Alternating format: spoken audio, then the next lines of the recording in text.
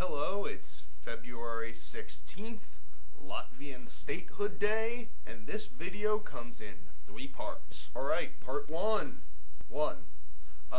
Valentine's Day, this past Sunday.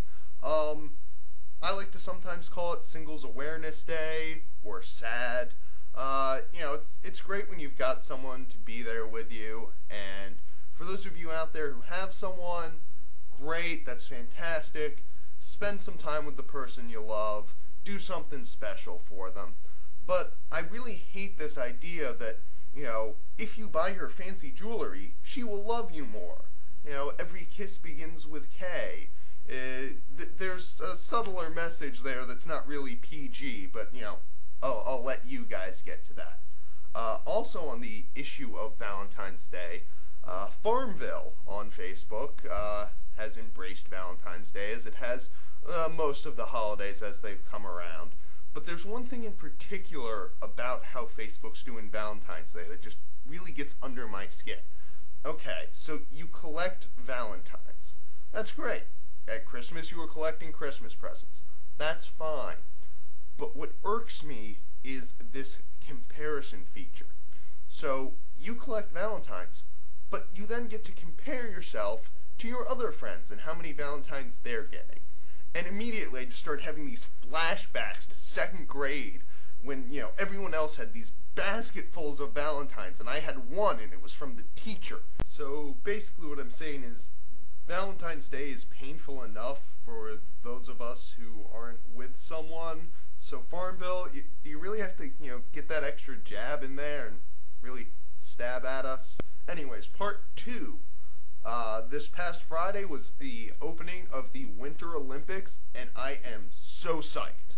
I'm a skier. I've been skiing since basically I could walk. I also recently picked up curling past couple years, so those events, obviously, I'm excited for. So NBC actually has great coverage of curling this year, so I would encourage you guys to go watch it. It's a very interesting sport that's, I think, horribly misunderstood. So there are a couple other Winter Olympic events that I get really excited about. One of them is the biathlon, or as I like to call it, the Norwegian drive-by. So the sprint version of this event involves 10 kilometers, or a little over 6 miles, of cross-country skiing combined with riflery. So you have to be able to cross-country ski a great distance, very fast, and then slow your heart rate down enough to be able to fire a rifle, and then get back up and do some more of it. And I think that's a great event. It gets back at the core of what I think is the Olympic spirit, which is not only a demonstration of athletic prowess, but a demonstration of military prowess as well. The ancient Greeks would get together for the Olympics as a way to demonstrate their city-state superiority without actually having to go to war about it. So, if you think about some of the Olympic events, you have javelin. Now that is clearly a martial activity. You are throwing a weapon and seeing how far you can throw it, how far away the enemy can be, and you can still kill them. You also have high jump. Well, until the flop technique was developed in the modern Olympics, you were just jumping over a bar. Well, if you're jumping over a wall, that gives you a military advantage.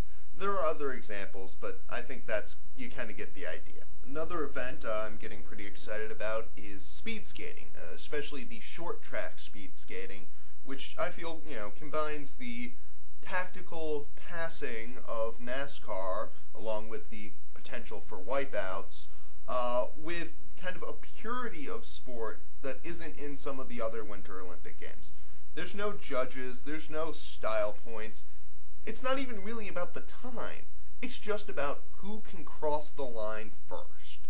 Along these same lines, there's a much newer sport, which is border cross and skier cross, where you have 4 people going down a course that includes bank turns, jumps, rollers, and it's all just about who can get there first. It's not about time.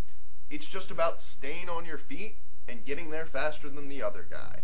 Alright, part 3, or 3, or 3, however you decide to count. Today is Mardi Gras, Fat Tuesday, the last day before the season of Lent, which is a period of self-sacrifice and reflection leading up to the celebration of Christ's death and resurrection, that is, Holy Week and Easter.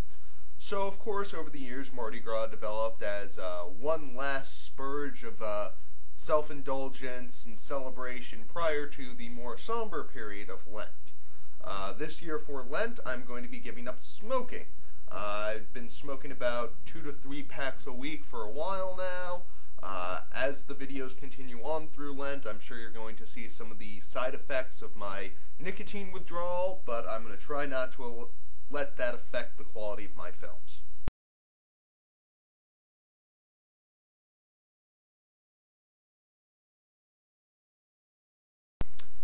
If you have a favorite Winter Olympics event that you like to watch, go ahead and leave that in the comments.